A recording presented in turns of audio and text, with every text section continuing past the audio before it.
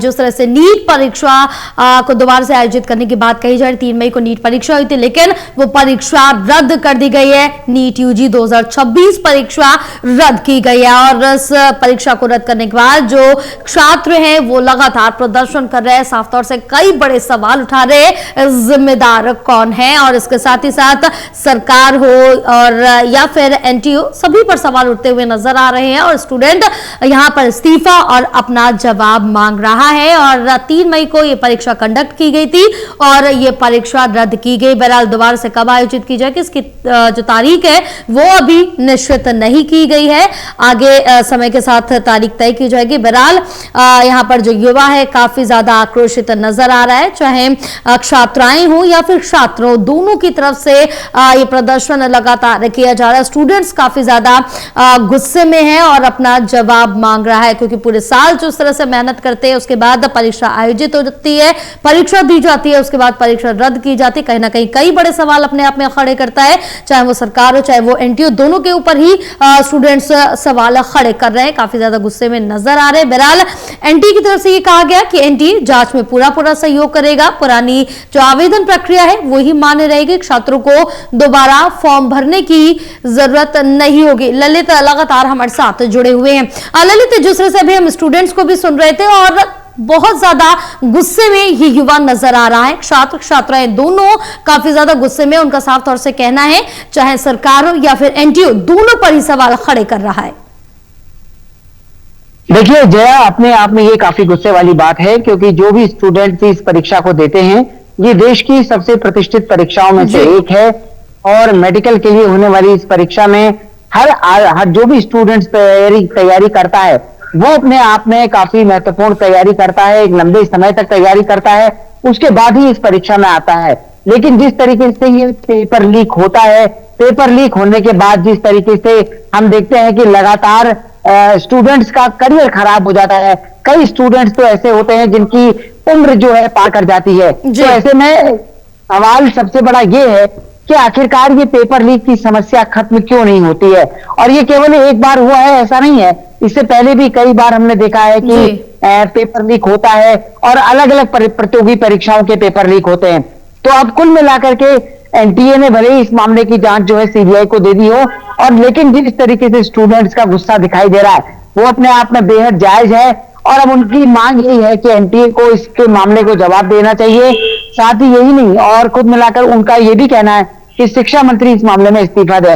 लेकिन कुल मिलाकर देखिए, मूल वजह यह है कि आखिरकार जो पेपर लीक करते हैं उनके खिलाफ सख्त कार्रवाई क्यों नहीं होती है, उनके खिलाफ कोई सख्त कानून क्यों नहीं है। अगर कोई भी व्यक्ति पेपर लीक जैसे मामलों में पकड़ा जाता है तो उनके खिलाफ आजीवन कारावास या फिर उम्र कैद जैसी चीजें क्यों नहीं होती हैं, क्योंकि जब तक इस पूरे कानून का भय नहीं होगा तब तक मुझे नहीं लगता कि ये पेपर लीक जैसी समस्या से हमको छुटकारा मिल पाने वाला है। और स्टूडेंट्स के साथ खिलवाड़ जो है वो होता ही रहेगा। जी बिल्कुल ललिता, क्योंकि जिस तरह से हम पिछली बार का भी जिक्र कर रहे थे, इसी तरह की सिचुएशन देखने को मिली थी। जो युवा है, स्टूडेंट्स है, काफी ज्यादा गुस्से में नजर आ रहे थे और अभी भी वही सवाल ये स्टूडेंट्स उठा रहे हैं कि पिछली बार भी जब इस तरह की घटनाक्रम हुआ था उस पर क्या कार्रवाई, उसका जो आरोपी था सामने नहीं आया, उस पर क्या कार्रवाई हुई स्टूडेंट्स को नहीं पता। क्या इस बार भी वैसा ही कुछ होगा, क्योंकि उस बार पिछले साल का जिक्र करें या फिर इस साल का जिक्र करें, सवाल वही है लेकिन समाधान स्टूडेंट्स को नहीं मिला है। देखिए, इन सवालों के जवाब तो एनटीए को और सरकार को देने पड़ेंगे कि आखिरकार जब इस पूरे मामले में जांच हुई थी तो उस जांच में कौन गिरफ्तार हुआ था, उनके खिलाफ क्या कार्रवाई हुई थी। क्योंकि स्टूडेंट्स का जो सवाल है वो बिल्कुल वाजिब है कि आखिरकार बार बार पेपर लीक क्यों होता है। इतनी मेहनत करने के बाद परीक्षा देते हैं और परीक्षा देने के कुछ दिन बाद पता चलता है कि पेपर जो है वो एक गेस्ट पेपर से मैच कर रहा था। 700 में से 600 अगर प्रश्न मैच करेंगे तो अपने आप में कहीं ना कहीं सवाल खड़ा होता है। और ये पेपर एक, और ये भी आरोप जिस तरह से स्टूडेंट्स का कहना है कि 5-5 हजार रुपए के लिए जिस तरीके से लाखों स्टूडेंट्स के करियर के साथ खिलवाड़ होता है वो अपने आप में बड़ा सवाल है। अब सर अब देखना ये होगा कि सीबीआई इस पूरे मामले में क्या इन्वेस्टिगेशन करती है और कितने लोगों को गिरफ्तार करने के बाद उनके खिलाफ क्या कार्रवाई होती है। बिल्कुल देखने वाली बात होगी इस जो ये पेपर रद्द हुआ है इस परीक्षा में क्या कुछ कार्रवाई की जाती है, क्योंकि आखिर में जो सफर है वो स्टूडेंट्स को ही करना होता है। परीक्षा रद्द की गई, दोबारा कंडक्ट कराई जाएगी, स्टूडेंट्स देंगे, लेकिन जो केपेबल स्टूडेंट्स होते हैं उनके लिए काफी ज्यादा मुश्किल हो जाता है। उनका टाइम भी बर्बाद होता है, साल भी बर्बाद होता है, पैसा भी बर्बाद होता है। लेकिन स्टूडेंट्स का साफ तौर से यह भी कहना है, ललित, अभी हमने सुना कि इस्तीफे की तो मांग कर रहे हैं, चाहे वो शिक्षा मंत्री पीएम दोनों की तरफ से मांग की जा रही है, और ये भी कहना है कि क्या सरकार एक पेपर नहीं कंडक्ट करा सकती है? एक जो पेपर है वो बार बार रद्द होता है, पिछली बार भी इसी तरह से रद्द हुआ था, इस बार भी इसी तरह से रद्द हुआ, तो क्या फायदा कंडक्ट कराने का? देखिए, ये अपने आप में एक बहुत ही वाजिब सवाल है कि इतनी बड़ी मशीनरी होने के बावजूद, इतना बड़ा सिस्टम होने के बावजूद पेपर लीक हो जाता है। आखिर पेपर लीक होता कैसे है? और कोई समस्या अगर किसी एंड पर आकर खत्म हो जाए, कुछ प्रावधानों के साथ खत्म हो जाए तो भी सही, लेकिन बावजूद उसके कई राज्यों में तो कान नकल जो पेपर लीक है उसको लेकर सख्त कानून बना दिए गए हैं, लेकिन बावजूद उसकी समस्या खत्म होने का नाम नहीं ले रही है।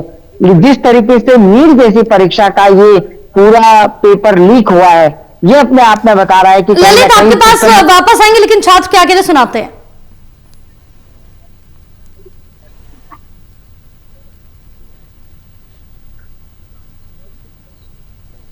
उसके अंदर 500 से ज्यादा क्वेश्चन मैच हो जाते हैं, 500 से ज्यादा नंबरों के क्वेश्चन मैच हो जाते हैं। ये दुर्भाग्य है इस देश का। ये लगातार भाजपा सरकार, आप देख रहे हो पीछे किस तरीके से ये इनका जो तानाशाही रवैया है उसको दर्शाया जा रहा है। हम इसका विरोध करते हैं और आज एनएसयूआई के पूरे प्रदेश देश भर से कार्यकर्ता यहां पर दिल्ली में पहुंचे हैं और हम ये विरोध दर्ज कराने आए हैं और हमारी ये मांग जारी रहेगी कि इस प्रकार की धांधली हम छात्र छात्राओं के साथ नहीं होने देंगे।